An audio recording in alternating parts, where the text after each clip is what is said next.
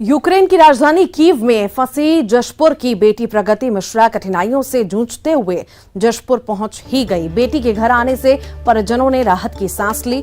जशपुर निवासी प्रगति मिश्रा यूक्रेन में मेडिकल की पढ़ाई कर रही थी।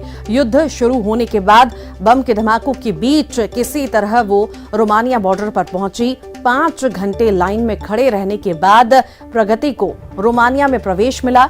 रोमानिया में भारत सरकार ने शिविर बनाया है। शिविर में पहुंचने के बाद प्रगति पहले दिल्ली पहुंची, फिर रायपुर, बाद में वो जशपुर अपने घर पहुंची।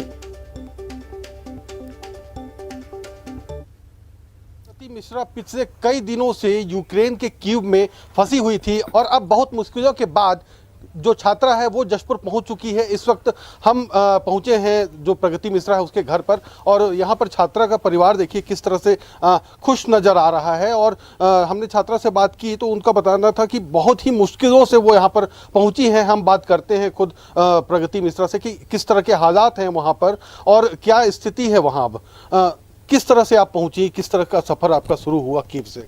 मैं अपने अपार्टमेंट से रेलवे स्टेशन के लिए निकली। वहाँ से हम 10 किलोमीटर पैदल चल के रेलवे स्टेशन गए एंड उसके बाद रेलवे स्टेशन से ट्रेन में बड़ी मुश्किल से 6-7 ट्रेन के बाद हम एक ट्रेन पकड़ पाए क्योंकि वहाँ बहुत रश था। एंड देन और फिर रेलवे स्टेशन से ट्रेन पकड़ने के बाद हम दूसरे सिटी चर्निवित्सी गए। वहाँ पर हमने बस ली और बस लेने के बाद हम बॉर्डर पहुँचे। बॉर्डर पे हम 3-4 घंटे क्रॉस करने के लिए खड़े रहे एंड देन वहाँ पर एम्बेसी का और इंडियन गवर्नमेंट का पूरा इंतज़ाम था।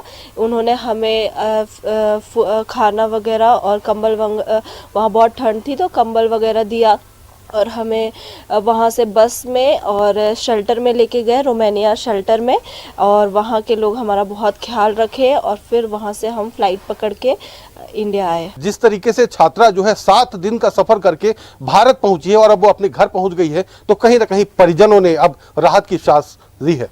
दीपक सिंह, न्यूज़ 18 छत्तीसगढ़, जशपुर। और इसी के